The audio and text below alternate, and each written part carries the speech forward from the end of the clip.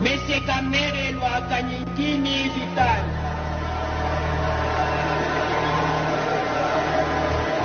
Madame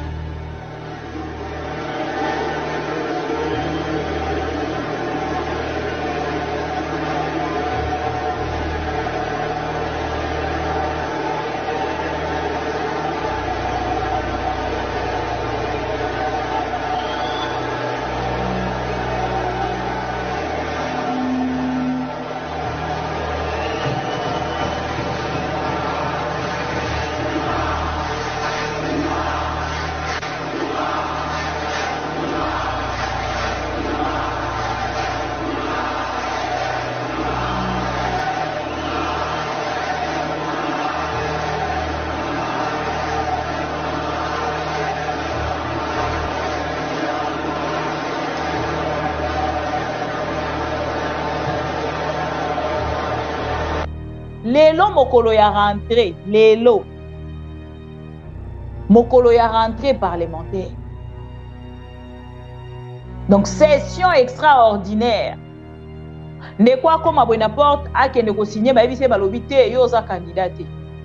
Yo za député te. Mais ngai makati ya liste a esi ba valida kinga te. Kadi ma changea ki déjà. A utu ko tia mutu mususu ka lelo. Mande kolanga nde ba élection oyo IDPS elingi tobetela mambo. Il faut avoir honte pour ne pas accepter makambo ya lolenge wana. Ils savent que tous les directeurs devaient écrire le secrétaire général. Je vais de le faire sur le système économique. Je l'avais fait partout sur le passé. Je travaille pour le peuple. Tout en mettant au centre de mon action les prérogatives comme ministre de l'économie. Maintenant, je suis député. Je vais défendre la voix du peuple, les émirateurs du peuple. Monsieur le Président. Pardon? Les chefs. Alors, il y a des questions. Pardon. Le chef de l'État attend beaucoup de cette Assemblée nationale. Qu'est-ce que vous allez apporter avec le député national? Nous n'avons pas attendu. Nous avons créé, nous sommes regroupés au sein du PCR pour faire monter les valeurs. Et deux, au moment où je vous parle, il y a des commissions qui travaillent comment décliner les 6 priorités que le président de la République avait dites dans son discours d'investiture. Parce que tout le monde attend. Mais le président a demandé que nous puissions l'aider et que chaque Congolais mette la main à la pâte. Et c'est ça toute la signification. Voilà pourquoi je ne réponds pas à toutes les provocations des réseaux sociaux. Parce que ma conscience est tranquille. À tous ces gens-là, je donne l'amour. J'aime tout le monde, j'aime le Congo. Et ils doivent savoir une chose. Le poste de Premier ministre, comme le poste de président de l'Assemblée nationale, c'est à la discrétion du président de la République. Et je ne suis candidat à rien du tout. Ndeko Vital Kamerhe ba wolo ki lelo na kati ya Assemblée nationale. Tango ba kota na liste à présence. Ba ko benga bango na ba kombo na bango. Et komi kaka na kombo ya Vital Kamerhe. Uye bandeko nanga. Nini ezali koleka solo na kati ya union sucré salé. Parce que après juste création il y a PCR, to mona ki bongo création il y a oyo yandeko Sama Lukonde et siko tolobani. Nani azo kokosa nani azana nani ndeko Vital Kamerhe bakomi ko soupçonner ye même nananga botala niveau IDPS ba kokende na kati ya pouvoir na bango. Et lelo na ndenge to koloba ndeko Vital Kamerhe a dribblé bango na coalition na Félix Tshisekedi. Bakoki jamais koloba que Félix Tshisekedi azali au courant. Il était au courant de la création de cette chose. Et bomoni ndeko Vital Kamerhe yeboko déjà akeko placer azala premier ministre carrément président et assemblée nationale. Et bisana bino na ebisaki bino déjà kala mingi te bokoyoka lisolo ya Kamerhe me bloc bokoyoka lisolo ya Bahati me bloc Jean-Pierre Bemba me bloc. Ça c'est l'IDPS. L'IDPS ne changera jamais. Jamais. L'IDPS ne changera jamais. Ba ko soigner les loko moko. Oyo na bengi poste ministériel, partage ya gâteau. Et l'autre bazali ko soigner là na kati ya union sucré salé. Félix Tshisekedi alinga azwebele. Bango pe kuna balingi bazwebele. Vital Kamerhe pa alinga zana mo ceinture na ye ya bato. Et Félix Tshisekedi pe akobanga alinga ata Vital Kamerhe bakozwa bato, mais Vital Kamerhe azala premier ministre. Tolali tolamuki ndeko Vital Kamerhe aujourd'hui na arrivé na ye parce que ye pas azali député national. Mokolo alelo na arrivé na ye.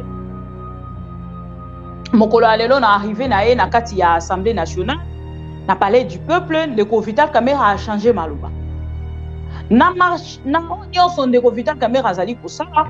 Et si eyebani ke ndeko Vital Kamerhe azali ko réclamer oyo basololaka na Félix Tshisekedi depuis Nairobi. Makambo ekolekana na union sacrée. Eza théâtre de chez nous. Oyo koki ko mekata mokete pourquoi na koloba théâtre? Parce que d'abord premièrement ils ont intérêt à peuple te. Ba panzana, ba sala ensemble, ba kende tout ce que nous cherchons. Ils ont na union sucré salé. Na union ce qui nani mielé, ce qui union nini bango nyonso. Na mokonzi na bango Félix Tshisekedi. C'est ce que les Congolais ba causer là.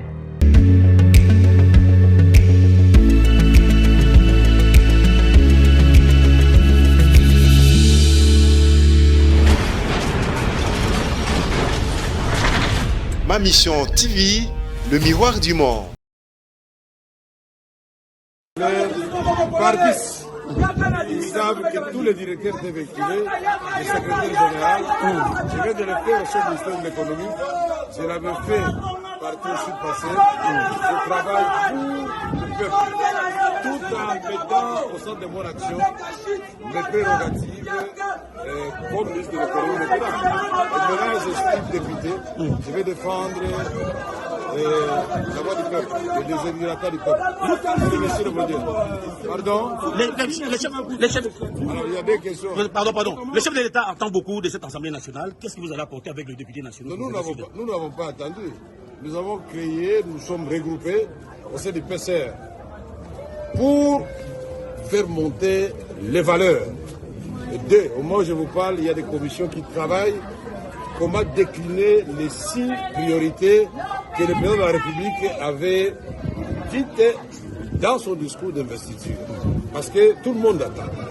Mais le président a demandé que nous puissions l'aider et que chaque Congolais mette la main à la pâte. Et c'est ça toute la signification. Voilà pourquoi je ne réponds pas à toutes les provocations des réseaux sociaux. Parce que ma conscience est tranquille. À tous ces gens-là, je donne l'amour. J'aime tout le monde. J'aime le Congo et ils doivent savoir une chose. Le poste de Premier ministre, comme le poste de président de l'Assemblée nationale, c'est à la discrétion du président de la République. Et je ne suis candidat à rien du tout.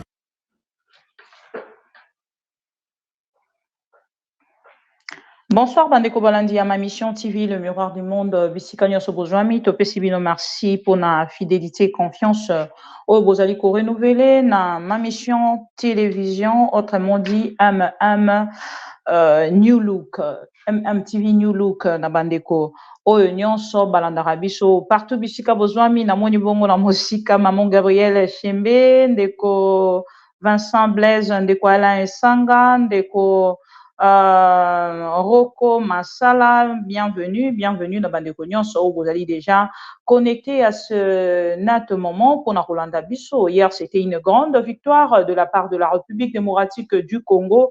Les léopards ont fait une fierté pour la République démocratique du Congo. Les pharaons, bazaki ko croire, bisoté, bazaki ko ndimate, baeke baku kweyisa biso, et les léopards na dernière minute nangambo na bango bakei na ko kopesa biso esengo moko oyoyo, ni l'opposition ni le pouvoir ni ba-ennemi lobi babosani bayambani. Pourquoi? Parce que c'est une joie que les Congolais de la République démocratique du Congo balukaka toujours depuis un moment, et ici même, Tina Brazzaville, cette joie, je ne sais pas, je pense que nous allons commencer par cette joie. Mais avant pour autant commencer notre émission, nous devons plutôt rappeler au peuple congolais et à tout le membre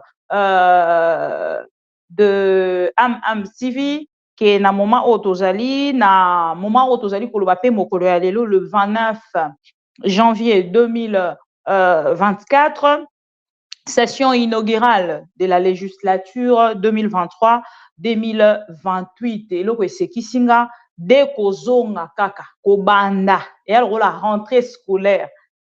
Donc na kobanda na hebisio ba capture déjà batindeli biso ya bato ba kozwa $33,000. Je vais vous montrer des photos. Renflement juste au premier jour.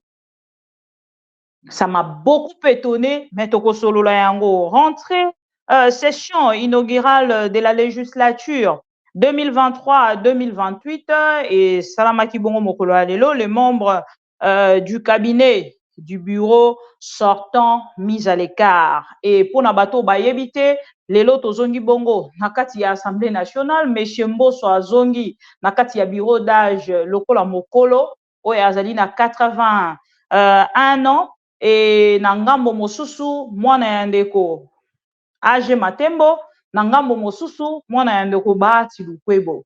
Voilà, c'est ça le nouveau bureau d'âge oyo tozali bongo kozwa oyo elekaki ezalaki mwana ya monsieur Jean-Lucien Boussa. On dirait toyaki nde kotika bango tokosolola yango epi na kobeta sete na likambo wana.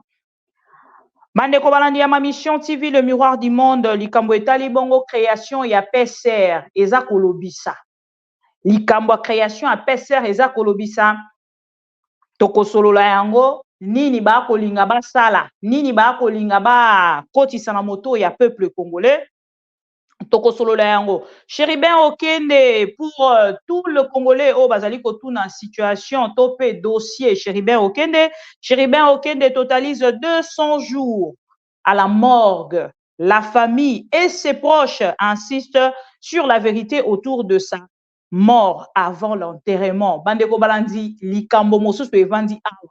Nakati ya dossier Chéribin Okende. Na ebisaki bino que la famille était déjà divisée, il y a des gens au pouvoir et ko bongisa mananga mona bango pona ko somba bango na dossier ya ndeko Chéribin Okende, mais na moment o tozali koloba famille ba uti ko sangana et nanga mona bango batalisi bomoko bazongi na procédure ya kotalisa vérité na noto ba résultat ya autopsie oyo utanaki bongo ko salama na enquête indépendante au Félix Tshisekedi alobaki na ba Congolais na beti liboko na mesa esengeli bakende na kosala enquête indépendante topesi mindele basala topesi ba Congolais ba expert wana nyonso Congolais, Sud-Africain, Belge, Français basangana bapesa biso vérité autour ya mort ya ndeko Chéribin Okende. Juillet, août, septembre, octobre, novembre, décembre, janvier, 7 mois déjà.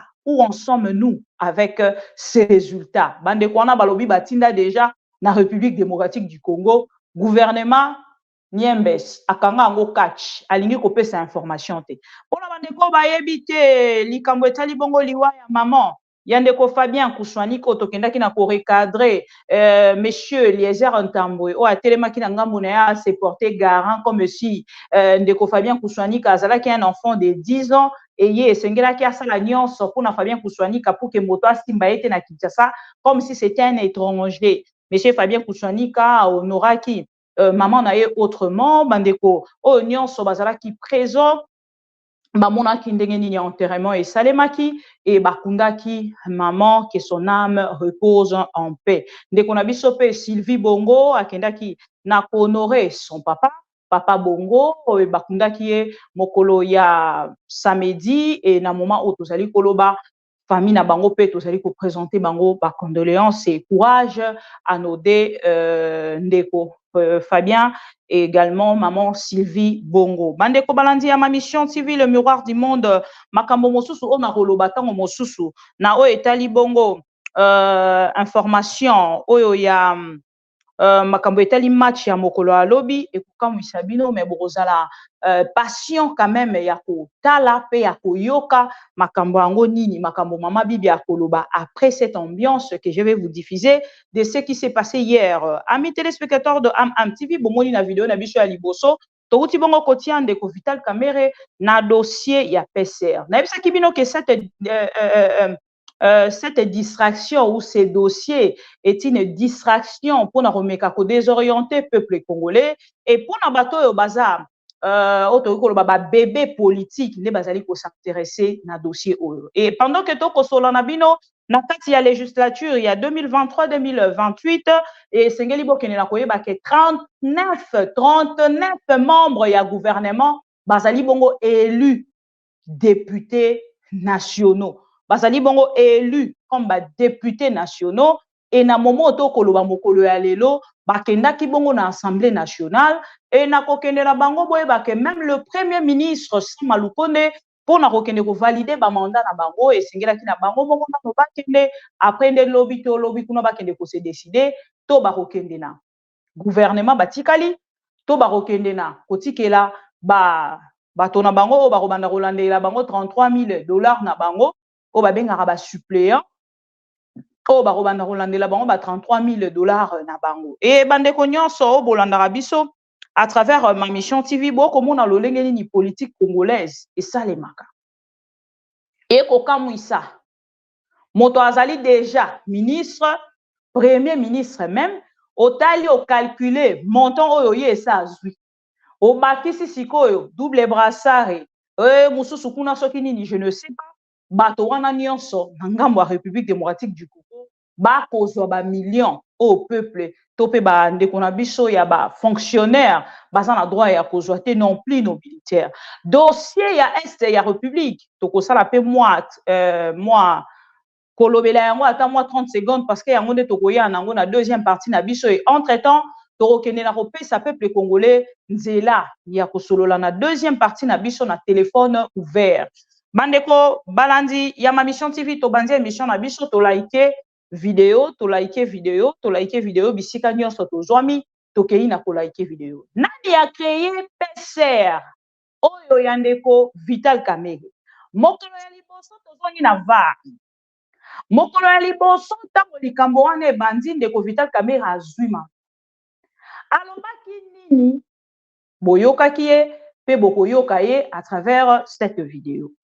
Biso na bino tokenda kosala analyse nini ezali koleka solo na kati ya union sucré salé parce que après juste création ya PCR to mona ki bongo création ya oyo ya ndeko Sama Lukonde et siko toloba nani azo kokosa nani azana nani ndeko Vital Kamerhe bakomi ko soupçonner ye même nananga botala niveau IDPS ba kokende na kati ya pouvoir na bango tokosolola yango ensemble na bino tolandana no video ya ndeko Vital Kamerhe oyo mokolo ya liboso tango atelemaki na ya PCR alobaki nini bola.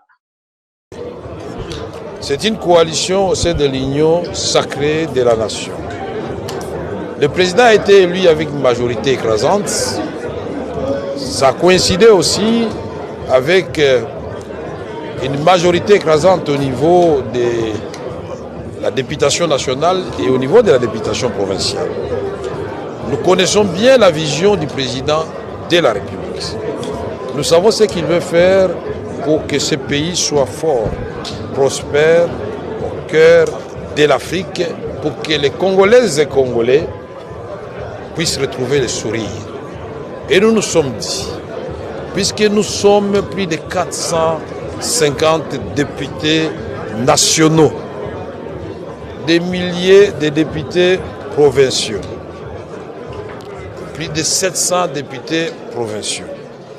Est-ce que nous allons évoluer sans créer la cohésion au sein de la grande famille politique que nous appelons l'union sacrée de la nation? Disons non. Alors, il ne faut pas attendre que l'autre commence, puisque finalement, nous allons tous attendre et personne ne facilitera la tâche au président. Ce que nous venons de faire, c'est un début. Ce pacte, c'est pour renforcer la cohésion au sein de l'Union sacrée, ramener la discipline pour que nous tous nous sachions que désormais, nous n'avons plus droit à l'erreur. Le président de la République ayant reçu la légitimité à l'issue des élections à travers les urnes, il a désormais, nous l'avons vu, à la suite de la grande démonstration, le jour de la prestation du serment, la légitimité populaire. Nous devons donc faire en sorte que nous n'épargnions aucun effort pour que les idées du président se transforment en action pour ainsi répondre aux besoins de notre population. Nous n'avons pas parlé de partage de pouvoir, que les esprits qui sont troublés à ce moment se calment. C'est la cohésion, c'est la passion du Congo, c'est l'obsession d'accompagner le président de la République pour la réussite dans le pari qu'il a pris avec le peuple congolais. Je vous remercie.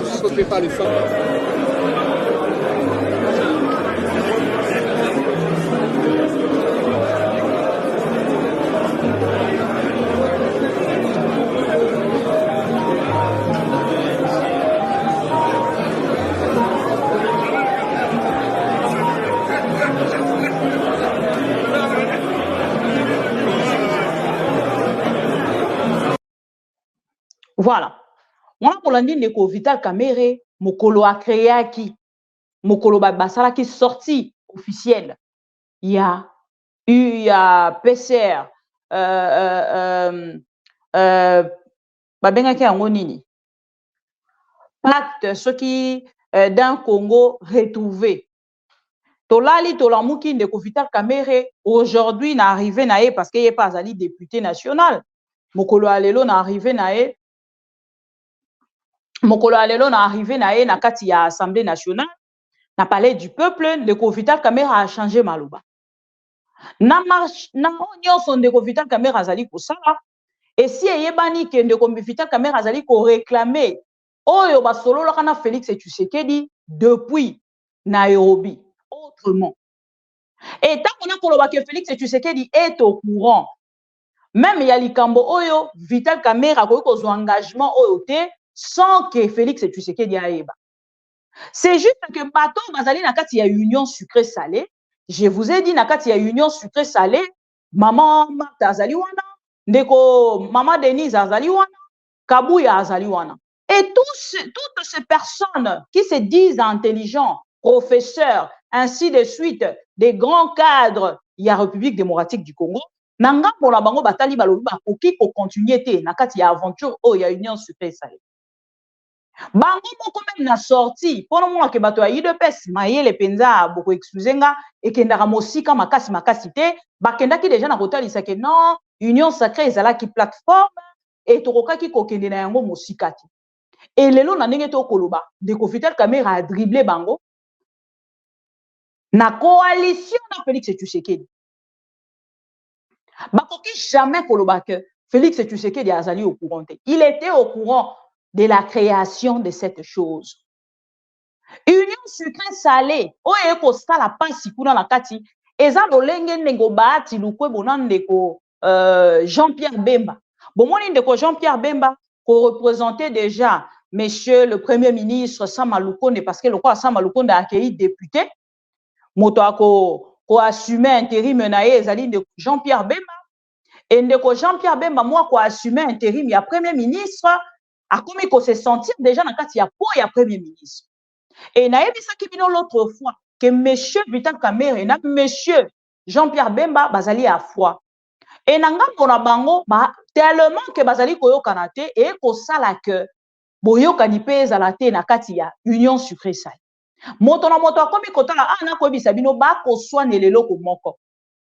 Oyo na bengi ba poste ministériel partage ya gâteau. Et loko bazali ko soane la a na kati ya union sucré salé. Félix Tshisekedi alinga azwebele. Bango pe kuna balingi bazwebele. Vital Kamerhe pa alinga zana mo ceinture na ya bato. Et Félix Tshisekedi pe a ko banga alinga ata Vital Kamerhe ba kozwa bato, mais Vital Kamerhe aza la premier ministre te. Parce que déjà bandeko to kenena otozonga. Bango moko balobi na biso ke ba kozongela nani makambo elekaki na passé te. Mais na makambo eleka qui n'a passé moto ezalaki moyibi moto batangaki moyibi tolalaki tolamuki tomoni akomi ministre ya économie soki lobi bozwi ye lelo déjà ndenge tokoloba komi député ndeko moko atindeli nga prière awa na otangela bino alobi mama bibi prière osoko kotindela yango bandeko na biso bakongolais partagele bandeko na biso bakongolais bazwa prière oyo basunga biso et na part na bango ntango bakolanda prière oyo bakende kopesa biso avi na bango ndeko wana atomboki makasi na kati ya likambo oyo alobi koma moto oyo 500 millions ya bakongolais elimwa kaka boye toyebi esika ekenda te 500 millions ya bakongolais de dollars 500 millions de dollars elimwa kaka boye toyebi esika ekenda te moto wana alali alamuki akomi député national tokolala tokolamuka lobi akokoma ministre lisusu to premier ministre boyebisanga bino moko toyaki kotika bato oyo to toyaki koassiste bango yango nakoloba na bino ntango na kotiela bino makambo ya léopard oyo eleki lobi c'était vraiment un plaisir pour tous les Congolais mais il y a quand même une réflexion ya koposer likolo ya makambo eleki lobi parce que tokozela siko match ya Guinée na République démocratique du Congo il semble le 2 février bandeko ntango na kotala lolenge peuple asepeli lobi otali lolenge peuple a envahir ba rue ya République démocratique du Congo tina bunagana peuple wana abimi bandeko to like vidéo s'il vous plaît na moi maman Gabriel azosala ngo ye moko ndeko Alain Esanga to rappeler bandeko na ko like vidéo s'il vous plaît to like vidéo na bosana ki na kosala ngo na début boyebi pression o na ena ngo mokolo alelo kotala ke to monani te il y a 2 jours on a manqué bino pe bo mankenga et ceux qui n'a manqué bino boye ba ke bino pe bo mankaranga voilà ceux qui même le long na ba couleur il y a République démocratique du Congo c'est juste pour na kotala réussite o ya lobby oui tobeti maboko les léopards vraiment c'était une bonne chose match à lobby et un match ya opposition te et un match ya léopard et un match ya République démocratique du Congo chose grave mixage oyo ezalaki na kati wana okomona ke bana ebele o bakobeta wana mpona kodéfendre République démocratique du Congo baparent na bango mosusu baa ba 50 tomoni ndeko moko wana na bakoyoka bakolobaki azali tuti bwisa namoni ndeko moko wana bandeko baza mo ebele wana oyo okomona ke na kati ya match wana ebetami lobi okoconstater ke y avait pas vraiment une place oyo opposition oyo ya nani oyo ya bato ya Félix non ezalaki penza match oyo bakendaki na kodéfendre République démocratique c'était vraiment quelque chose de bien mais likambo nga nalingi nalakisa bino awa avant tozonga na likambo ya match ya ndeko Vital Kamerhe na Union Sucré Salé na baaventure oyo bazali kosala peuple congolais tokokende na réaction ya peuple congolais bokolanda réaction ya peuple congolais ya lobi avant réaction ya peuple boko excuse nga tokobanda nanu na match temps fort mpona koloba match te temps fort ya lobi tolanda voilà wana temps fort na biso ya mokolo ya lobi congolais moko ta koyebisanga ke esika azalaki asepelaki te nalingi namona yango na bakommentaire soki mokolo alobi ntango ozalaki kolanda match oyo ekendaki kopense bapota na yo te oyo ya baélection ya kadima match oyo ntango na kotala yango lobi ekendaki na kokonsole une partie ya douleur oyo nazalaki na yango na baélection ya kadima parce que kadima makambo asali eblesse bacongolais conscients mais les inconscients continuer na bango comme si rien n'était. Ah, si on a une attente Sabinoni. Après ce temps fort, le peuple congolais va bimi na balaba. Et le peuple congolais va bimi na balaba na otali Sabino à travers les vidéos.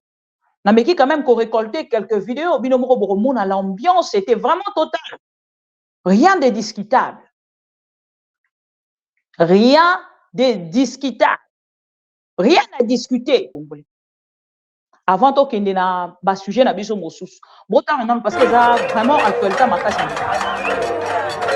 wana ozomona peuple congolais abimi libanda Bande konanga cette vidéo et ko sepelisa bino. Bokolo ba pe été congolais penza alinga kamboka na ye. Soki botali na mo be extrême ebele ona koche la bino. Bokota la bolobi te congolais alinga mboka na ye. Tala ambiance onenge pe congolais bino. Tala lolenge congolais a réagir. Tala lolenge congolais a se manifester pour na football. Mais même congolais oyo balanda ki information. Ya makambo opposant batalisa ki bango pour na bien na ye congolais. Parce que ça c'est le loisir. Mais pour na bien na ye propre. Bota na ambiance à lobby. Après to continuer na royaka côté à commentaire mo amukie. Mais ça commentaire ko choquer mututé. Et ça pas analyse moko amukie. On a kota lisabino pour que bomona. Congolais pour autre chose. Azana est prêt. Aza prêt. Parce que c'est que nous sommes en train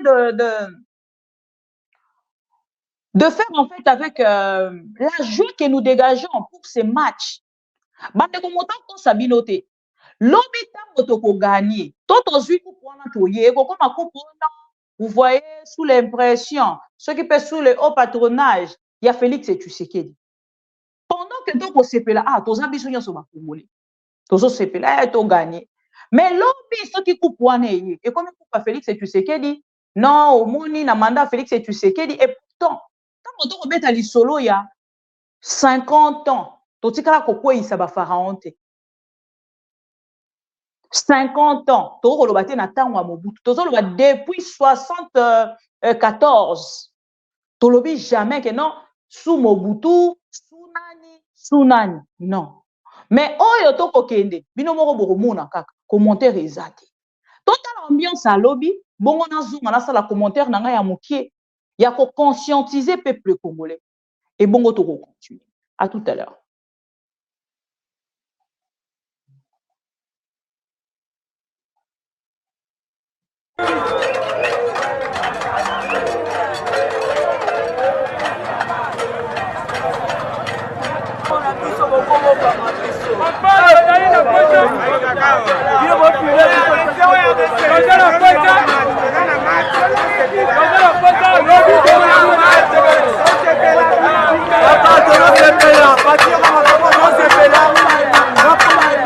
Sentiment moko toza lango na milito na bandundu na province ya Kwilu ondimate na milito toza 1h30 mais toza ratini banda tolali te sentiment au léopard esali biso en tout cas pour te comprendre que ça faute na léopard ya biso te ça faute ya Bible parce que Bible lobi ba égyptien bo mona lelo lobi bo mona bango lisute donc ndeto moni bango lelo yango to longoli bango po to mona bango léopard toujours à la vague finale pour la match à Guinée quand ndenge to beti ba égyptien to beti pharaon to beta bango pe na pete na facilité baza la ko congolais tout baza ko sepela destination de finale.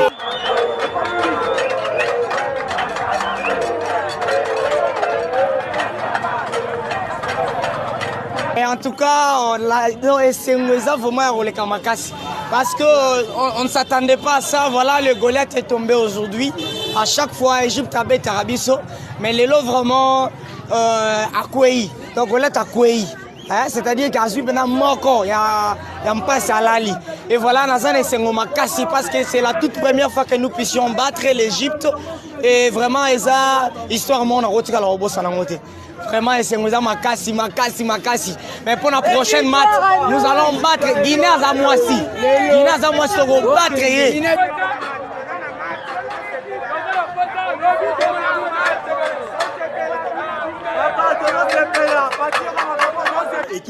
Équipe nationale, la biso, de bêtis bien.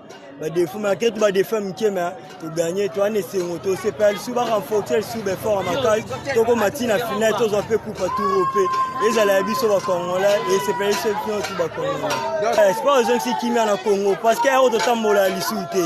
Mais quand on entend mola, qui met zone à Congo pour le sport. Bon, ça va au foot, ça va jouer, ça va sous jouer à ma casque. C'est bon.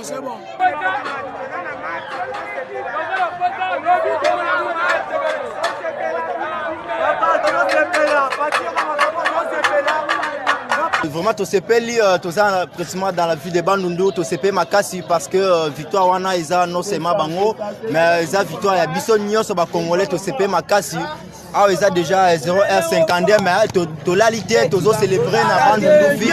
Vraiment, certes, ça t'a dit parce que tout le monde est israélien, égyptien plutôt. Ça vraiment ma casse pour plier biso mais RDC vraiment ils ont ma casse. Tout le monde vraiment ma casse n'a pas gagné vraiment tout passer dans quart de finale. Tous espérer que notre coupe cette fois-ci. Jouer à ce petit ils oui ça. Non seulement lui et ça Bongonda voilà vraiment Bangonio ça va bosser ma casse vraiment fait ça sur la bango tout peux vraiment merci pour la qualification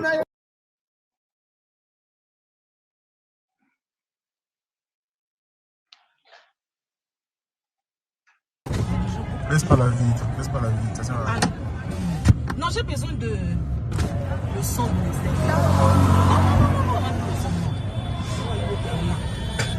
Avance.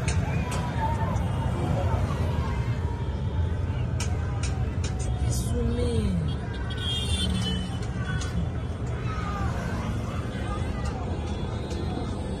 Vas-y, avance. Va à droite, il y a une voiture qui fonce vers nous. Il y a une voiture qui fonce tout droit vers nous. Je sais.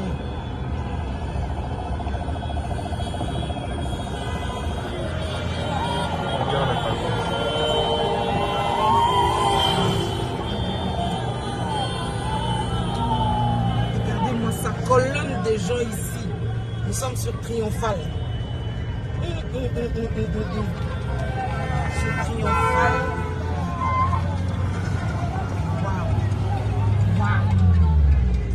Wow. Tu peux zoomer avec le téléphone.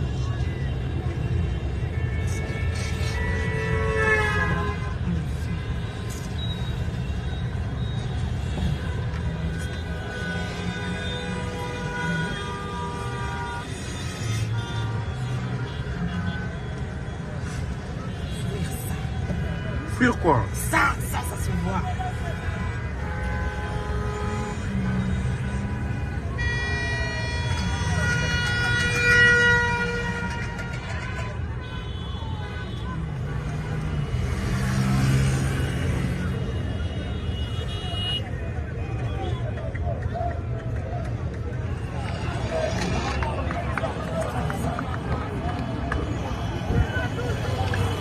Regarde là.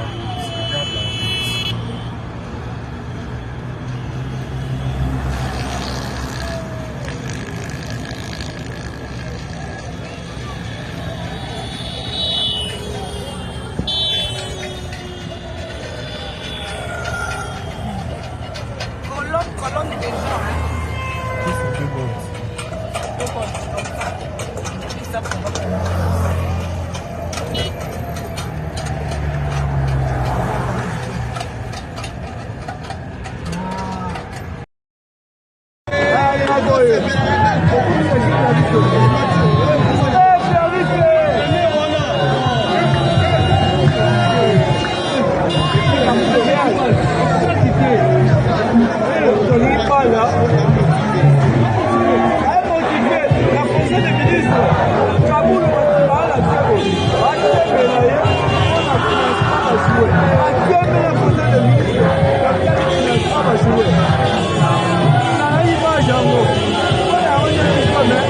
I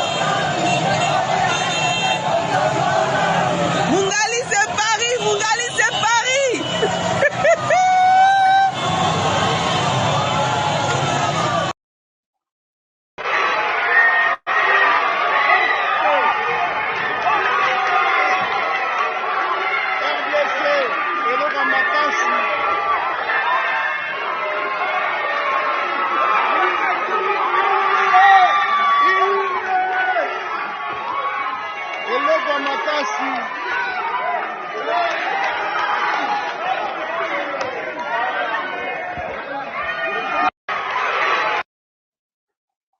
avait besoin de ça, on l'a fait à la solidarité. Ça me rappelle un petit peu le match au Gabon où on s'était imposé 2-0 aussi. Donc ouais, c'est des émotions, c'est pour ça qu'on fait du foot. Voilà, c'est pas facile, mais c'est bien. Je suis fier de mes joueurs parce que et surtout pour les fans au pays qui voient que les joueurs donnent tout pour le maillot et on est vraiment content. Alors justement, vous avez évoqué un peu la suite.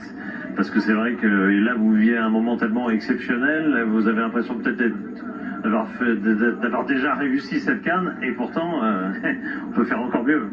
Oui, on a bien récupéré. On avait eu 2 jours de récupération en moins que l'Égypte. Là, on a 4 jours avant le prochain quart de finale à Abidjan. Donc, on a bien récupéré. Et puis après, oui, le match, de toute manière, on va le jouer pour être performant, pour le gagner. La Guinée, on sait que c'est une bonne équipe aussi. Elle n'est pas en quart de finale pour rien. Ce soir, on va un peu savourer, puis on va se remettre au travail pour être le plus performant possible.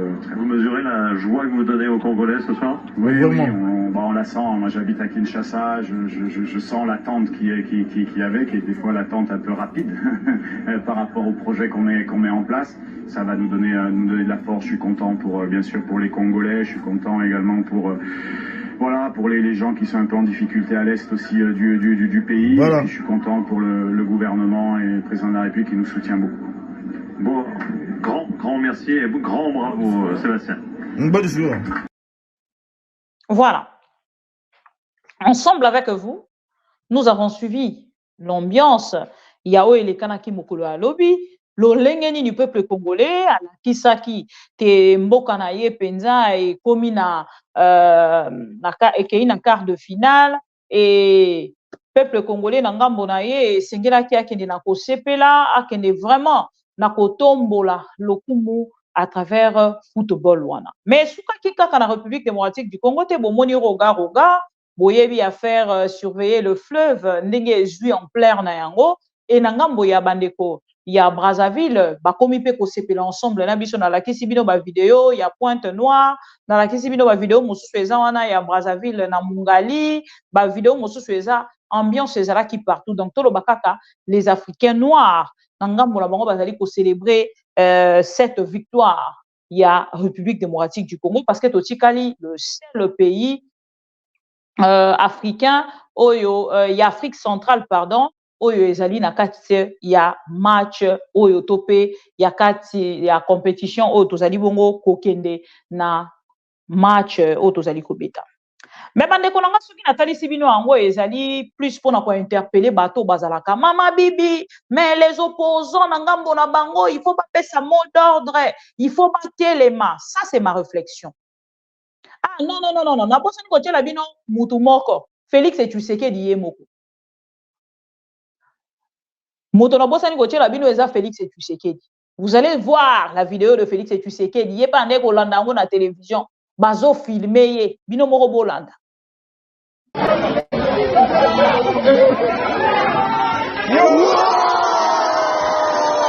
Momoni ye wana. Momoni mutu azo sauté wana Félix Tshisekedi président de la République. Boza na zongi sa po bolanda.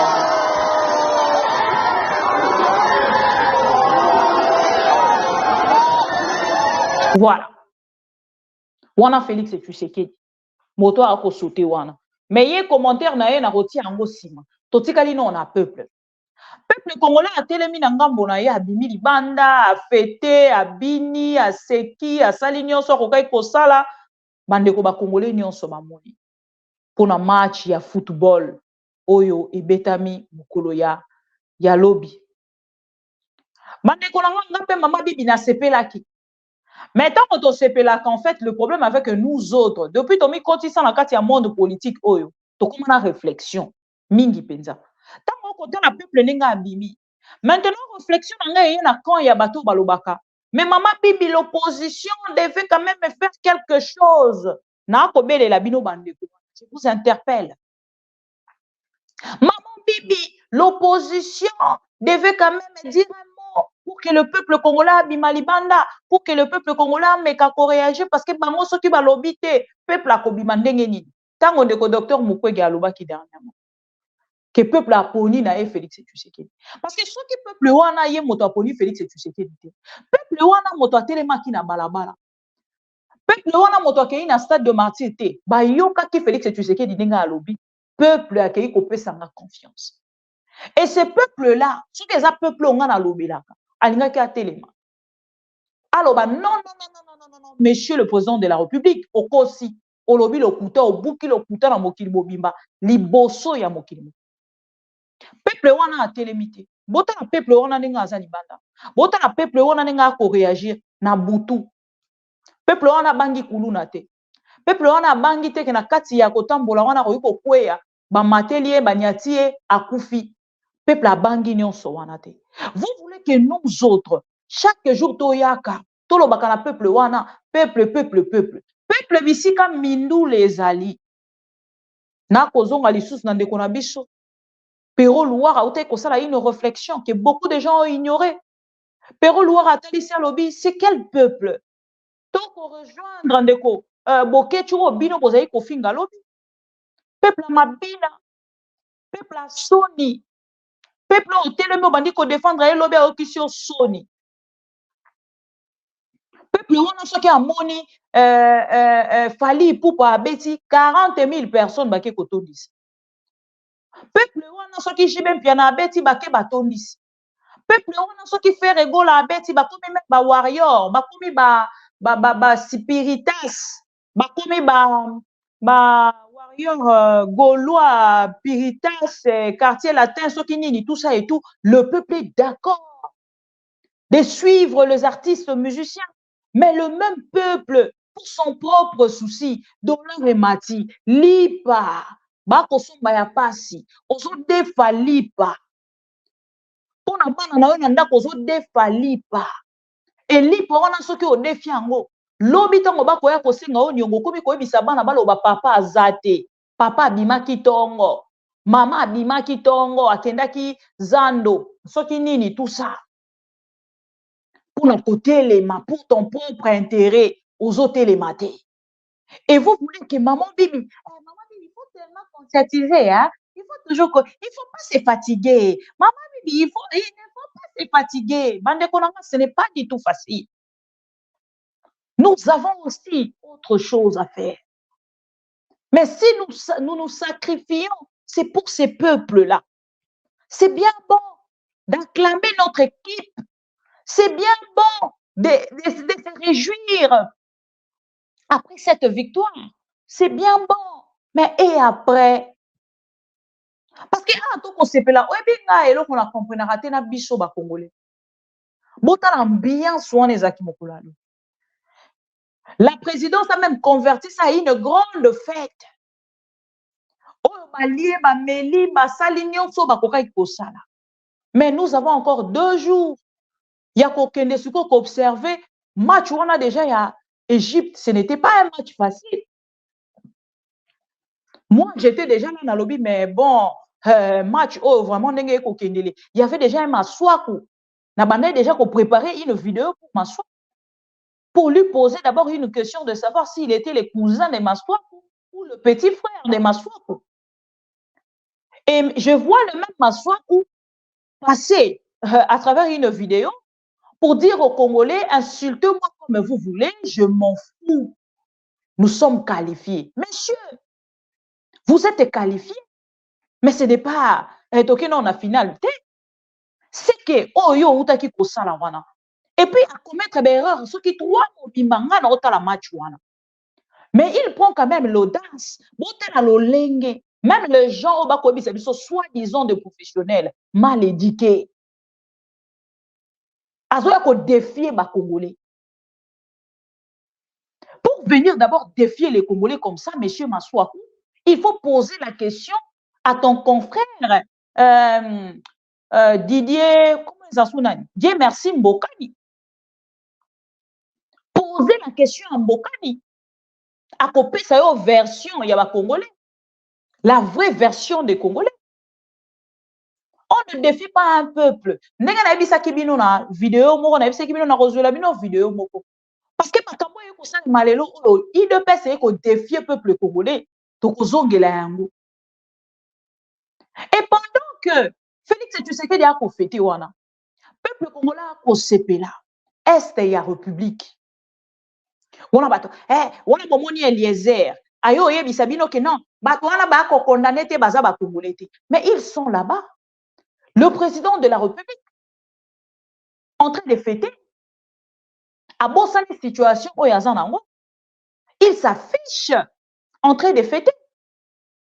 Et nga bolingi nga nazo attitude ya mama bibi bongo est ya République ozo mona ngote Félix Tshisekedi est en train de sauter comme un petit garçon de 11 ans. Azo sauter à quelqu'un qui bato na nzoto a sauter na espace il y a 30 cm. Azo sauter azo kanga bato na nzoto. Ça c'est le président de la République. Oyo peuple na ye azo kufa na est ya République. Oyo peuple na ye ba uti ko bombarder ye bolingi moi bibi kapinga na yaka ko condamner. Moi bibi kapinga venir commenter sur cette situation là. Bande ko to commenter lelo. To ko commenter lobby. Bato ya UDPS babana qui commentaire na yango. Matin, midi, soir, bazaï coaché la binoni. Les Wazalendo ont fait ceci. Les Wazalendo ont fait cela. Les Wazalendo ont fait place au bout. Ba récupérer ba kenda wapi. Posez la question à toutes ces personnes-là. Ils venaient ici, sur l'internet. Coaché la kabino ba titre à l'okuta. Wazalendo ba récupérer. Les lots koma wapi. Na ba récupération. Les lots koma wapi. Bande konanga match to beta kilo beza match s'il te plaît. Match on ezali match s'il te plaît. Ce que tali tension ezala ki na match on ezaki match moko donc to kenda ki déjà. To longwa ki déjà match on ti ezo ko beta mana ebisi bino. Non. Déjà motema nangi ezala ki maswa ko oyo makambo sali. La République démocratique du Congo ya ko vraiment ko se reposer likolo en moto na. Et nzambo ninga sala makambu na ye match e ko changer. Na ndenge to komi na suka. Bota la gardien ou a bombi match pendant 90 quelques minutes, ce qui 100 et quelques minutes. Juste à la fin, gardien wana ya bango moko ba égyptien ayeko ko bebisa match na bango. Tokei déjà na premier tour, ya bati robit, tokei na deuxième et na deuxième nde bake ko bebisa. Bota la bino moko. Et elingi koloba ke bokende bo travailler. Bokende ko se conscientiser autrement.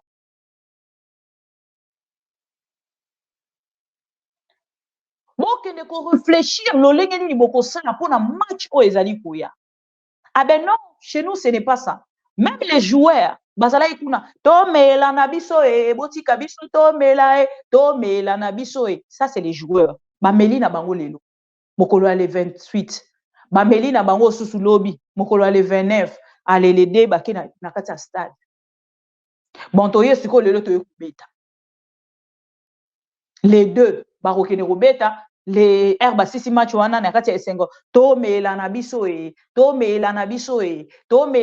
ba kinwa pe kuna to mela na biso ba Brazzaville pe ba bosani ko battre la fleuve ba na bango ba koti na to mela na biso après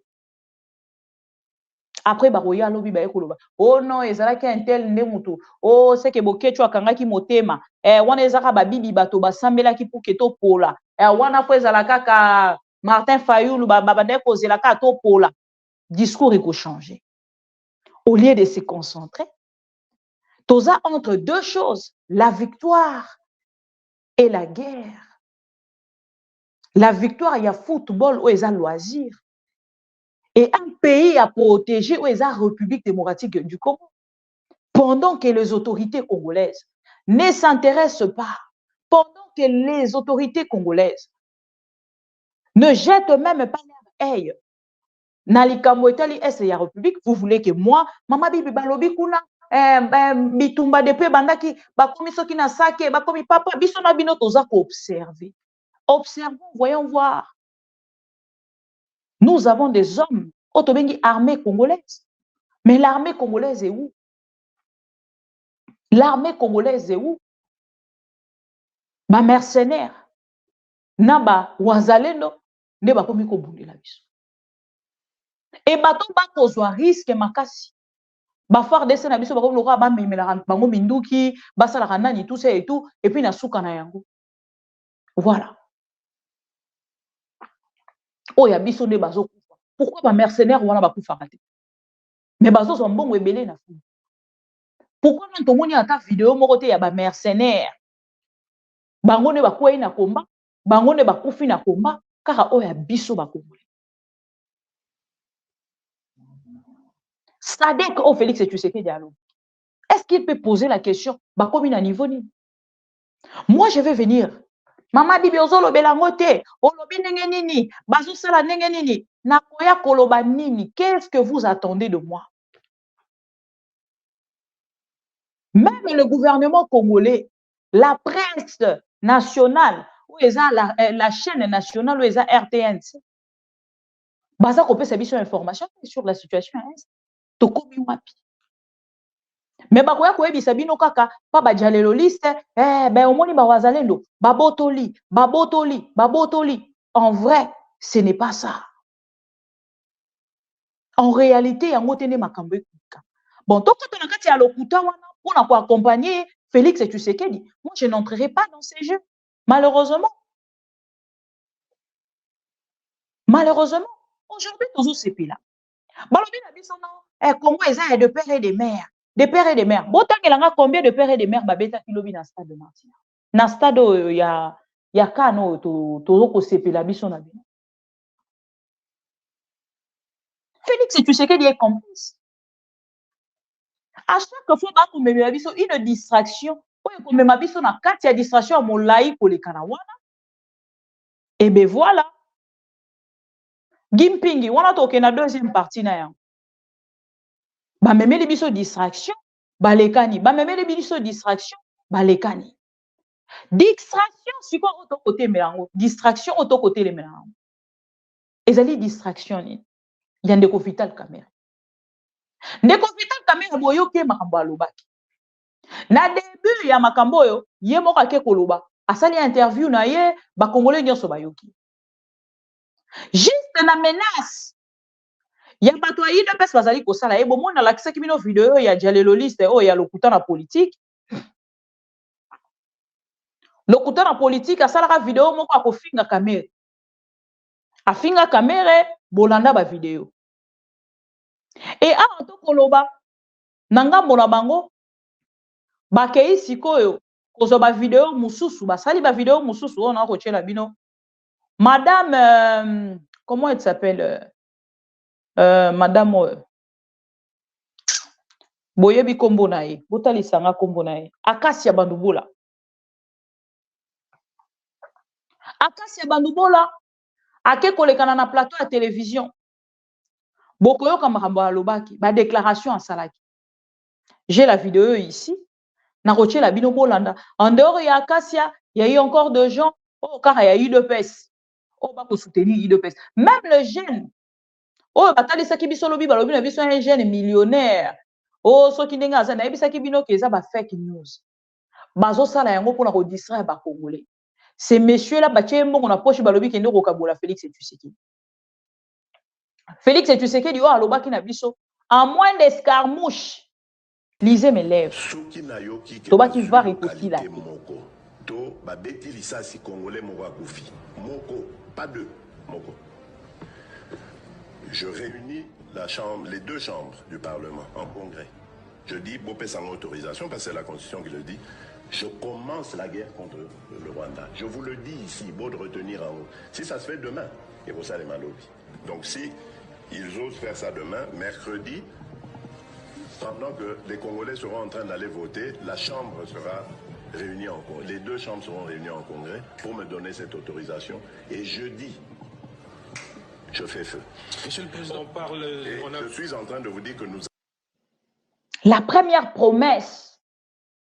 Et vous attendez, vous avez 3, 4e. Mais on a na joie qui n'a. Parce que ça n'a actualité. Lisez mes lèvres. En moins d'escarmouche. À Sali Angote.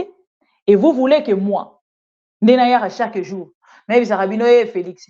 Félix Roloba qui a moins d'escarmouches. Félix Roloba qui a moins d'escarmouches. Non, Bandekonanga. Tous allons quand même conscients. Tous allons quand même conscients dans ma camouflage. Nous avons un responsable à la tête de la République. Il ne sait pas ce qu'il fait à la tête de la République. Donc, ce n'est pas aujourd'hui. Ne vous comprendre. Tu as vu même bas discours nous sommes salawana. Oh, tu raison on a erreur à passer tu côté déjà une erreur à passer. Tu côté déjà une erreur à passer. La deuxième partie, tu retires téléphone ouvert. Moto a participer pour qu'il puisse s'habiller les points de vue par rapport à moins d'escarmouches, par rapport à on a la salle de la remarque et par rapport à ma campagne de Vital Kamerhe. Donc on a biso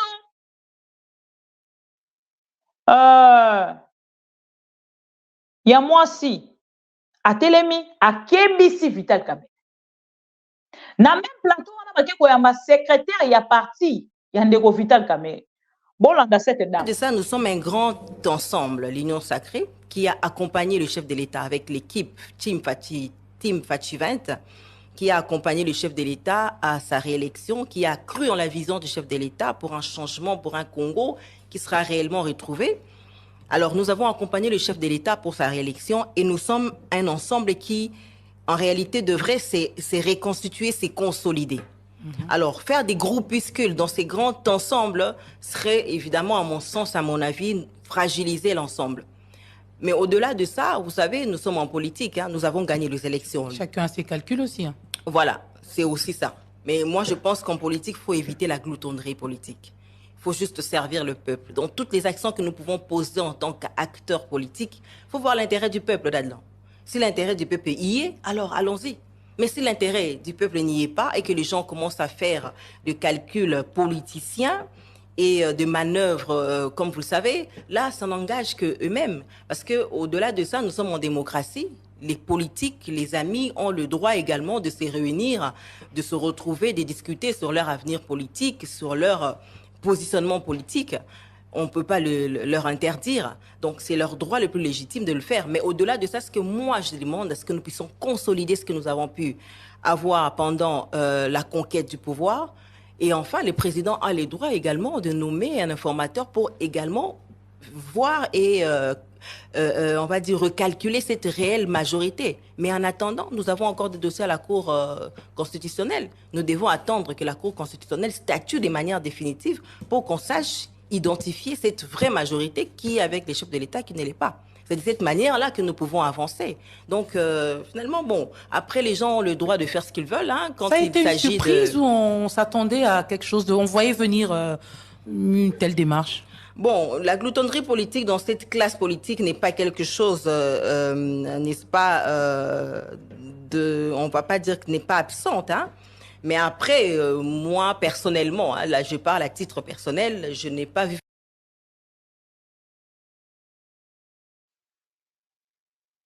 Voilà. Mais au-delà de ça, nous sommes un grand ensemble, l'Union Sacrée, qui a accompagné le chef de l'État avec l'équipe Team Fachi 20, qui a accompagné le chef de l'État à sa réélection, qui a cru en la vision du chef de l'État pour un changement. Voilà. À l'entendre parler, bozo mona ke azotanga makambo ya koloba na papier. Bakomeli makambo esengeli ya loba na Vital Kamerhe. La gloutonnerie politique akotanga ngo na papier. C'est-à-dire ye moko pe moana ba apprendre yango ba pesi ba lobi kende ko. Et ba komi ko critiquer Vital Kamerhe et tout ba lobi nyonso ba kokai kolo. Et je vois un bon matin le secrétaire, il y a parti politique, il y a Ndeko Vital Kamerhe, il n'y a pas Télémi na ngambo na ya ye, alobi non, PCR ezali à Vital Kamerhe. Bon, ezali à Vital Kamerhe te ezali ana. Bango nyonso ba komi o te ezali anga te. Wana kuna te ezali anga te. O mususu te ezali anga te, mais finalement ezali anani. Bo pesa biso kombo ya kolo na yango. Po mokolo ya liboso bolandi video ya Ndeko Vital Kamerhe makambo alobaki. Alobaki ba créer yango pona ni. Pona ko accompagner chef de l'État. Et en 2 jours, vous changez encore la parole. atindi na lombango secrétaire na ye ya parti aya koloba bolanda. La fermer la main sur le cœur, il n'en est pas l'initiateur. Parce que l'initiateur, c'est le haut représentant du président de la République, Tony Kankou Chikou. C'est lui l'initiateur. C'est lui qui est venu voir tout le monde, qui a approché tout le monde pour dire que nous devons réfléchir ensemble pour aider le président de la République. Et j'informe l'opinion que Tony n'est pas membre de l'Union sacrée. Et ils ont fait leur regroupement comme des alliés du chef de l'État. Mais nous leur avons dit, pour que nous puissions avancer, vous devez d'abord vous identifier comme membre de l'Union sacrée, puisque Vital Kamerhe est membre du présidium de l'Union sacrée. Donc l'Union sacrée devrait nous être d'ailleurs beaucoup plus reconnaissante, puisque tout ce qu'on pioché, leader, nous ne pouvons pas adhérer.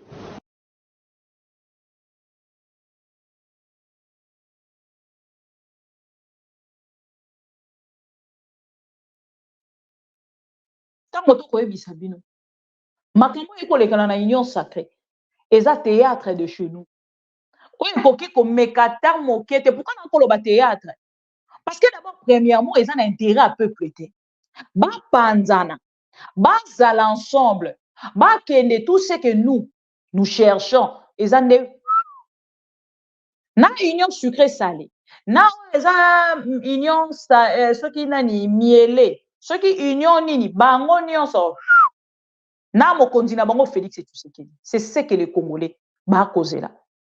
Billy Kambala komi kobeta monoko peke. Bande konanga koloba vérité ko défendre yango ezaka na sengo moko ko yiko imaginer. Kokoma siko na niveau akokende ko défendre mensonge nde perdara moto a peuple congolais. Peuple congolais ayebaka susu te na loba nini na défendre ndenge nini. Pendant que to kosola na bi. Est-ce que boyebi ke union sucré salé makambo esali na ba résultat na bango eza makambo soni pona bango tokoki ko commenter na yango kaka pona députation mais non pona o ezali présidentielle. Et c'est ce qui étonne beaucoup de personnes. Bato nyonso o bakotala botala nati bapesi biso liste balobi na biso na kati ya liste oyo nde liste ya badéputé bapesi pe liste oyo ezali déjà validé nanu cour constitutionnel ese prononcé te MLC ezongi kaka na kati ya liste wana elobi non monsieur Kadima longolela biso moto oyo ye te nde tolingaki azala candidat moto oyo biso tolingaki azala candidat ezali ndeko mosusu nde tolingaki azala candidat bazwi balongoli kombo ndeko Yves ba remplacer kombo ya candidat mosusu. Ce qui se passe actuellement eza makambo eleki lelo na candidat moko na Ituri ya MLC balongoli kombo na ye ba remplacer kombo ya moto mosusu ndeko wana akomi alobi vraiment bauti koyiba nga bavu bayibi nga bavu na nga et puis déjà ba proclamaki nga lelo mokolo ya rentrée lelo mokolo ya rentrée parlementaire. Donc session extraordinaire. Ne quoi comme à Bonaparte a kende ko signer ba bise balobi te yo za candidat te. Yo za député te. Mais ngai na kati ya liste a esi ba valida kinga te. Kadi ma changea ki déjà. Autu ko tia mutu mususu ka lelo. Mande kolanga. Nde ba élection oyo IDPS elingi to betela maboko. Il faut avoir honte pour ne pas accepter makambo lolenge wana. Il faut avoir honte pour ne pas beta maboko bolo ba ke non to kumisa Félix Tshisekedi avec une majorité écrasante avec une victoire écrasante soki nini na yebite nde boko betela maboko eza soni bandeko nanga et bomoni ndeko Vital Kamerhe ye moko déjà ake ko placer azala premier ministre ou carrément président ya assemblée nationale et biso na bino na yebisaki bino déjà kala mingi te bokoyoka lisolo ya Kamerhe me bloc bokoyoka lisolo ya Bahati me bloc Jean-Pierre Bemba me bloc ça c'est l'IDPS. L'IDPS ne changera jamais. Jamais. L'IDPS ne changera jamais. Voilà. Et bah, qu'on continue la biso boy na distraction, oh yo, tito, kuma bota déjà 39 membres ya gouvernement. Na moment to koloba, lelo mokolo a lelo. Na kati ya session inaugurale, bazala kiwana. Baké kotali ça déjà, to ko tia présence, to valider ba mandat na biso, 33 000 na biso awa, kuna to kozona. To yande ko accompagner ba politiciens. To ya ko accompagner ba politiciens, chers amis. Au moins, moto a eu double brassard, a commis les sous président et assemblée, a commis les sous ministre, kuna ba pesi poste, mon sous ba riche, le ba Félix et tu sais qui. To ya qui ne ko accompagner ba riche. Biso ba pauvre, to revendre tout à la kama. Et peuple congolais a ko sou qui sanga motema, au lieu à la peuple wana, ne moto a côté les mapona, o ezali intérêt na ye. Non, peuple wana zo la biso to lo bana bango, peuple bima. Peuple telema, peuple lobinini, peuple tala makambo bako sala yo, peuple lala nzala. Soro moni oki nzala, mama wana lobaki nini, obengi numéro 20. Soro moni ki olali nzala, oh non, ningo kende hôpital, benga numéro 20. Abisaki bino asali ba hôpitaux, non? Okei na ba hôpitaux au numéro 20 asalaki. C'est regrettable, chers amis. Et ce que tu dis déjà, bakonzaro amboka bango baza ko se soucier mais peuple alingi bango bazala na bango bongo soki akabeli bango $100 soki akabeli bango $200 balobi o ye moko apesa tala te ye moko umela santa simba nzete ngande bolingi na koyebisa bino ke te ndenge ezali wana ndenge tozomonela peuple congolais il faut vraiment to telema bande kolanga to telema na comme le roi pasteur moko azosala prière sans nzamba réagir na comme le roi ba pasteur o bazanga auction le roi ba godin poi na comme le roi ba pasteur le roi ba godin poi sans auction ana eka wana azoloba loba makambo ye moko alobaka pa yebi na yango te. Voilà. Et makambo ndeko Vital Kamerhe alobi lelo, ndeko Vital Kamerhe alobaka na biso azali professeur. Na kozongisa la bino sous vidéo okolanga. Ngana opposer commentaire na nga boyo. Partis, ils savent que tous les directeurs sont véhiculés, le secrétaire général, je viens de le faire au ministère de l'économie, je l'avais fait partout aussi passé, je travaille pour le peuple, tout en mettant au centre de mon action mes prérogatives comme ministre de l'économie. Et maintenant, je suis député, je vais défendre la voix du peuple, le désir du peuple. Monsieur le président. Pardon? Les chefs. Alors, il y a des questions. Pardon. Le chef de l'État attend beaucoup de cette Assemblée nationale. Qu'est-ce que vous allez apporter avec le député national? Nous n'avons pas attendu. Nous avons créé, nous sommes regroupés au sein du PCR pour faire monter les valeurs. Et au moment où je vous parle, il y a des commissions qui travaillent comment décliner les 6 priorités que le président de la République avait dites dans son discours d'investiture. Parce que tout le monde attend. Mais le président a demandé que nous puissions l'aider et que chaque Congolais mette la main à la pâte. Et c'est ça toute la signification. Voilà pourquoi je ne réponds pas à toutes les provocations des réseaux sociaux. Parce que ma conscience est tranquille.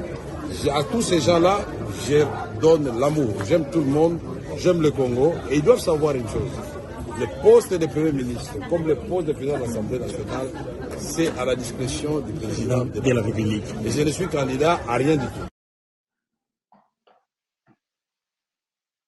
Voilà. Et ça, en vidéo, mon recours on a tcheli binoté. Ndeko Vital Kamerhe ba wolona ki lelo na kati ya Assemblée nationale. Tango ba ko tanga liste à présence. Ba ko benga bango na ba kombo na bango. Et komi kaka na kombo ya Vital Kamerhe. Ye bande konanga. Ye. Na roche la bino yango. Mais là qu'on a comprendre te na Vital Kamerhe. À travers cette vidéo, on a évité ce qui ne Vital Kamerhe bangaki ou nini. Mais ngana ene lo mo en fait on a royo que bibi na monoko Vital Kamerhe pe na ndimi. Parce que ne Vital Kamerhe na kati ya Assemblée nationale na kati ya procès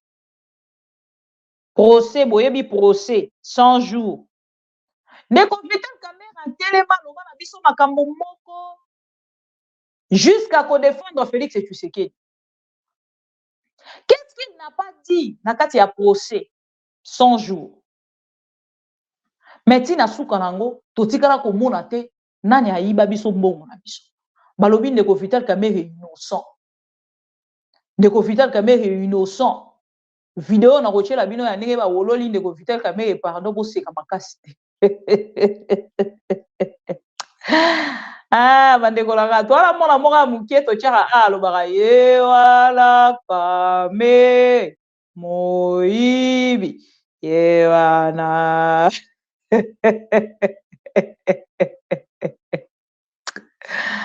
ndeko Kamerhe ba wololi ye na Assemblée nationale. Et on a vidéo na ye par Sony. Ndeko Vital Kamerhe alobi nini? Na vidéo na ye on ndeko Vital Kamerhe azotalisa alobi Assemblée nationale na Bozela Vital Kamerhe a dit le poste de premier ministre et celui du président de l'Assemblée nationale, c'est à la discrétion du président de la République et je ne suis candidat à rien de tout ça. On a ndeko Vital Kamerhe a déclaré à travers cette vidéo. Si vous Vital Kamerhe est un professeur, comment un professeur na niveau na Trump il y a Vital Kamerhe, politicien ou le quoi Vital Kamerhe, a tellement que le côté il s'habille que Assemblée nationale ezali na discrétion ya chef de l'État.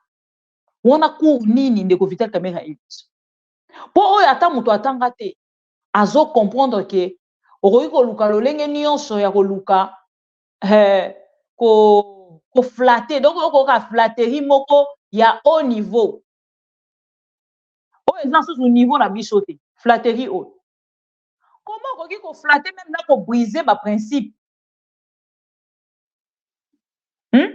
comment ko kende ko flatter o ko briser na ba principe yango esengela ki ba wolola yo na Assemblée nationale. On ne peut pas comprendre flatter azala na niveau azali mais bato ba ko ndeko Vital Kamerhe eza koka ba aventure parce que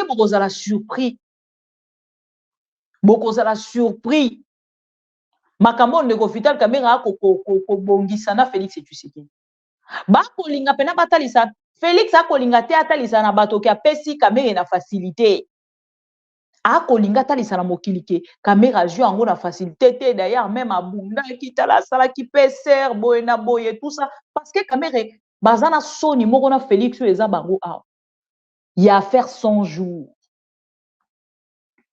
azoye bate lo lenge nini akobanda ko komisa Vital Kamerhe moyibi premier ministre de la République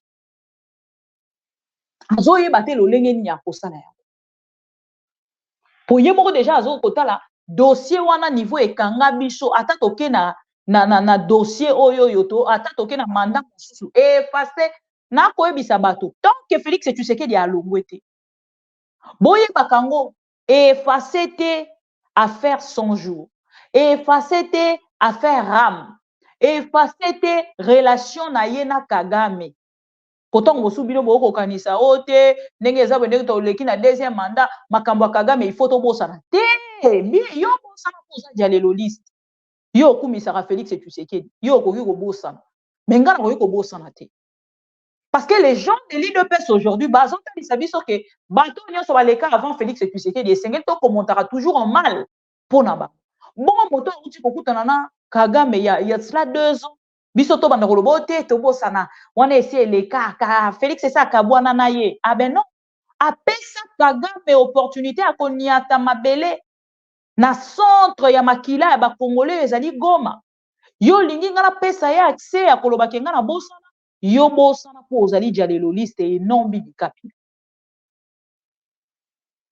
Vital Kamerhe ayebi bien que na Assemblée nationale tokendaka na kosala nini ba député bakendaka na ko voter président azalaka élu par les députés pour qu'il y ait Vandawana. Et comme il a discrétion, un chef de l'État n'engeni.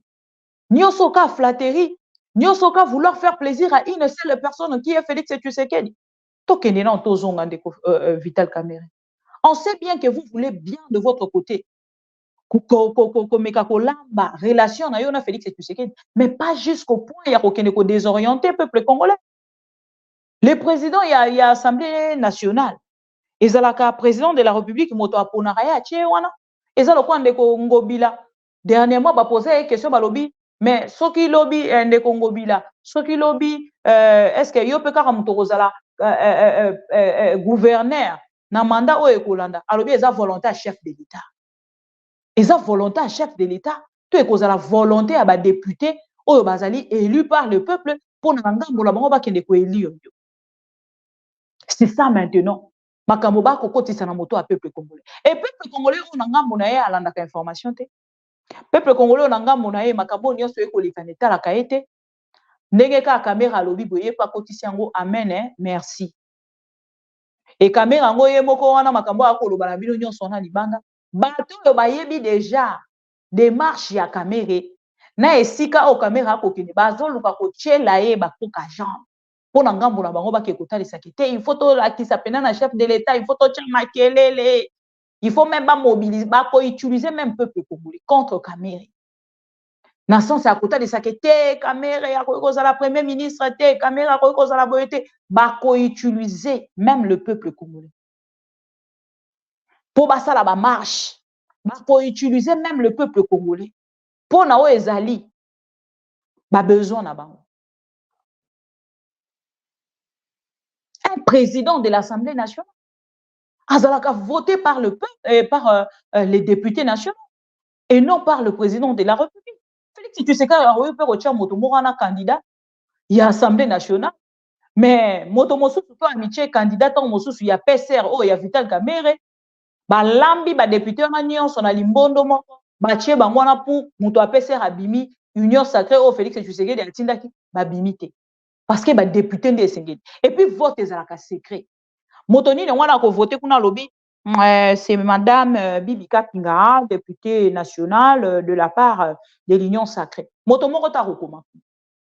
Ba votarana kombote.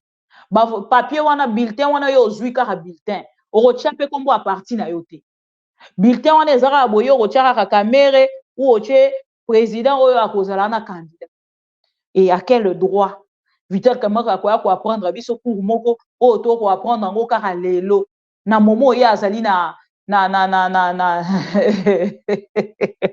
na difficulté na bato ba ko comprendre l'aventure de l'union sucrée salée te to kusika bino toza kaka pona kotala bino bande kolanga mama Germaine Kingumba na mona kala na sepeli komona yo toza kaka tozo tala bino tozo seka bino.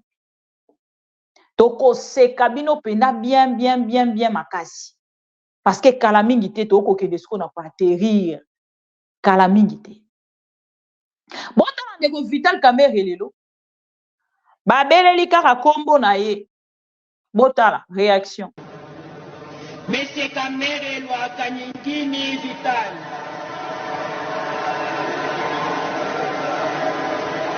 Madame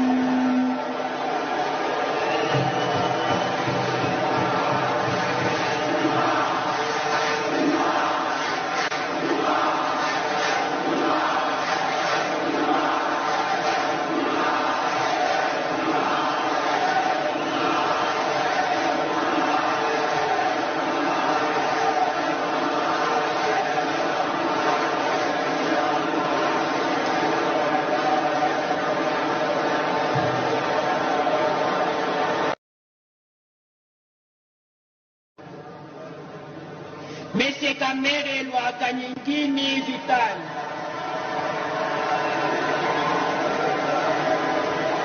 Madame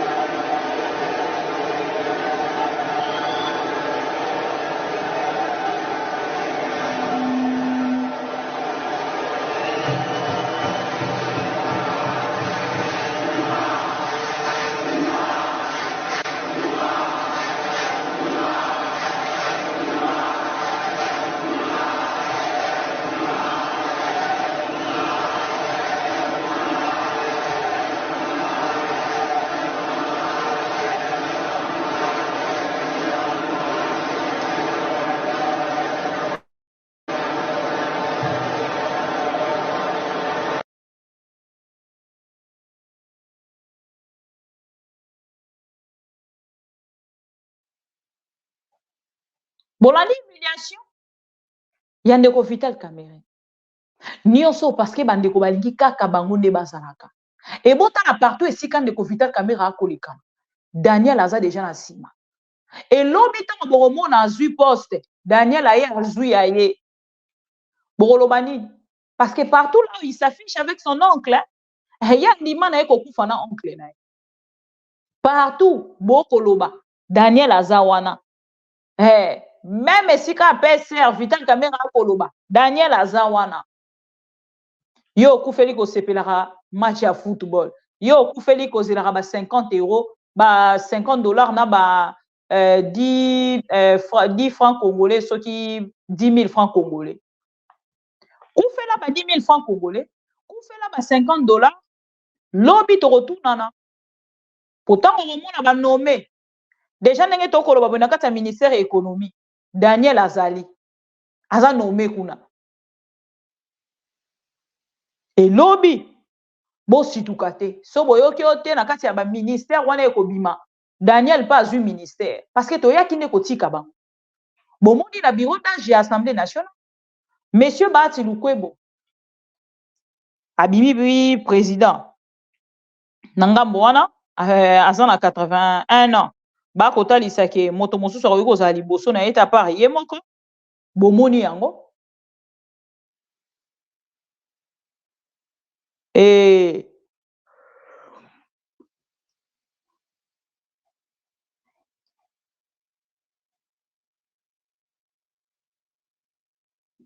voilà. Na bato kuto baye mokolo ya lelo na moni pe ndeko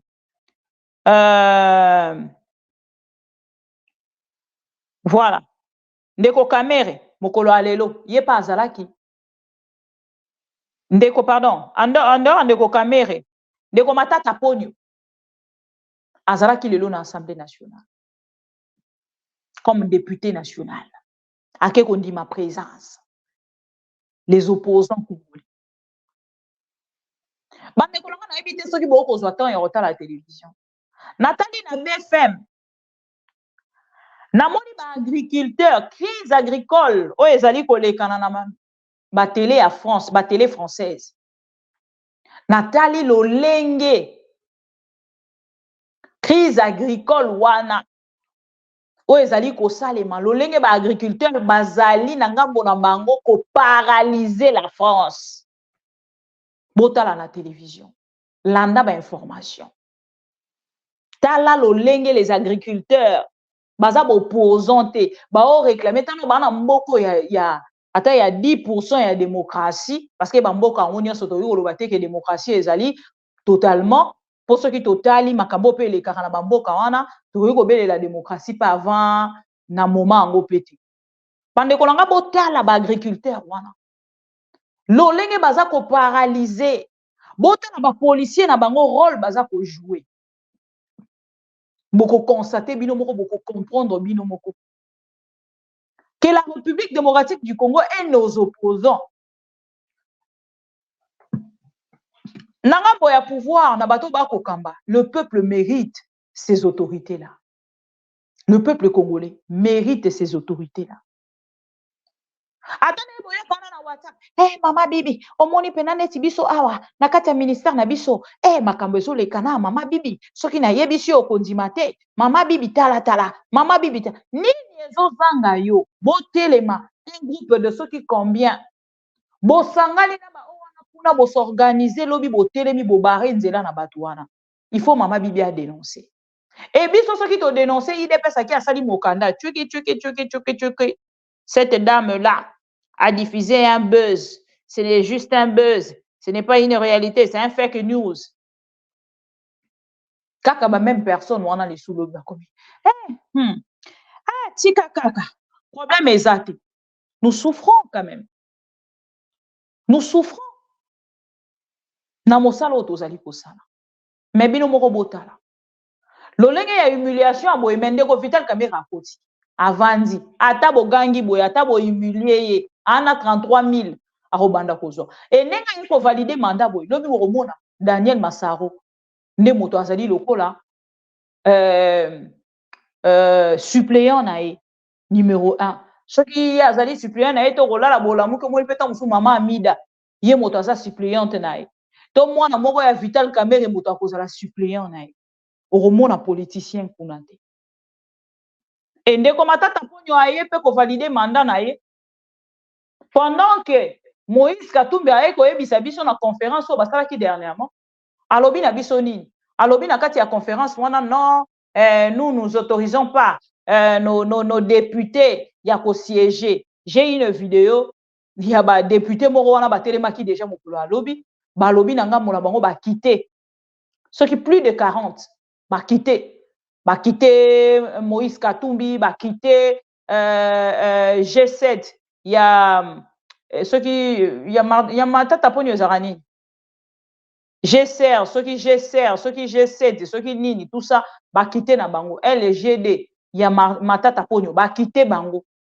ba keina bango ko salier na Félix Tshisekedi bota na siko niveau déjà batu baza moto na ya ko sala calcul ngesi na zui 33 000 nanga et puis kuna na Assemblée nationale ba pesa bango déjà liberté ya François ba pesa bango liberté na Assemblée nationale les députés ba koma ba électron libre ba koma ko sala o bango balingi na tongo ko kozana Félix Tshisekedi na poko azali na Vital Kamerhe lobi kuna na baati lukwebo lobi kuna baluki akei pe na opposition atamboli pe baza ba électron libre ba koma ko sala o bango balingi moto akopekisa bango azate et puis Félix Tshisekedi soki akei na ko changer yango te il sera aussi le premier à kolela qui rira le premier rira le dernier et soki boko yeba yango te tant que Félix Tshisekedi a pesaki bango autorisation na moto asala o ya lingi na kati Assemblée nationale ils ne sont plus contrôlés yango moni bato wana bako perdre na bango ba siège te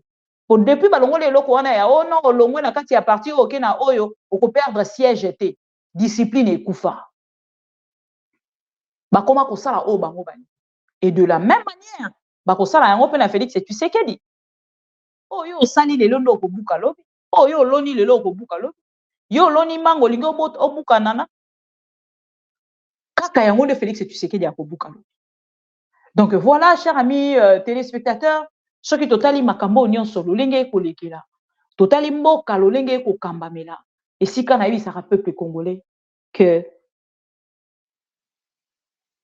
le pays n'est pas géré, le pays n'est plus géré. Les pays et le pouvoir est dans la rue. Le pouvoir est dans la rue. Et je ne vois pas en fait lolenge nini tokobima démocratiquement bino moko botala déjà ndeko matata ponyo ye wana kei na kati Assemblée nationale ake ko sala nini ake ko sala nini matata ponyo déclaration ekeye zongi opposition nous de l'opposition nous les opposants nous lelo tokomi wana ndeko matata ponyo na kati Assemblée nationale aya koyebisa biso keza lokuta aya koyebisa biso keza lokuta mais soki akei ko valider mandat ou ake ko tikela bango mokanda pona koyebisa bango ke ngana ko siéger te parce que nous avons pas l'autorisation que parti na biso est siéger mais soki akei pona koyebisa bango ke non na ye ko valider mandat nanga pona tika suppléant nanga peuple congolais bino moko bo comprendre yango ozomona pe peuple na ngambu na ye aza na gauche opposition na droite et voilà pourquoi ils ont ko réjouir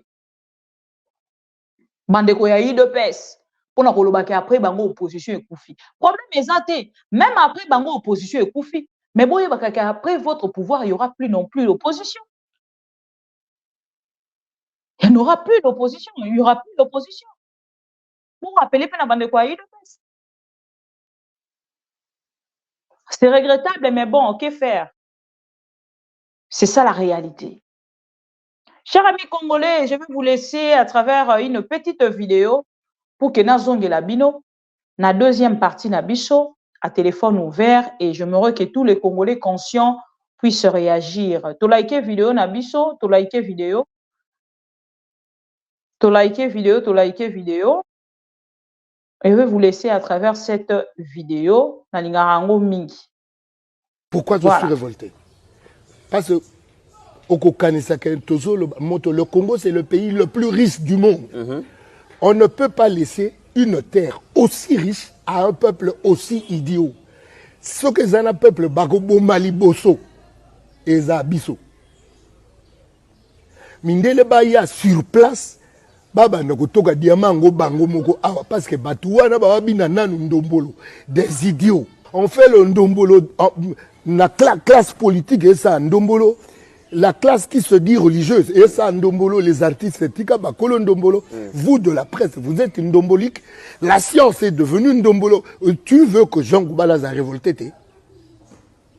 tu veux que je vive comme tout le monde, Nazoé Bake Kalaming, Telemso, Baoboto, Labiso, Congo, Kamwaga Rwanda, Mutumukego, Mangungu, ta communauté internationale, ta ya Rwanda. Rwanda opena bujama ba ndoge yemoko animisi Rwanda. Rwanda mayele akoningisa Rwanda. Rwanda comment ça na Congo, vous voulez que Jean Goubala soit tranquille? Qu'est-ce qui ne marche pas? Mais c'est l'idiotie en Ndombolo ya Congolais. Le Congolais pense Ndombolo en politique, en musique, dans l'église, dans la science et vous dans la presse. Dans ces hauteurs, le Congolais pense Ndombolo. Vous voulez que Jean Goubala soit content?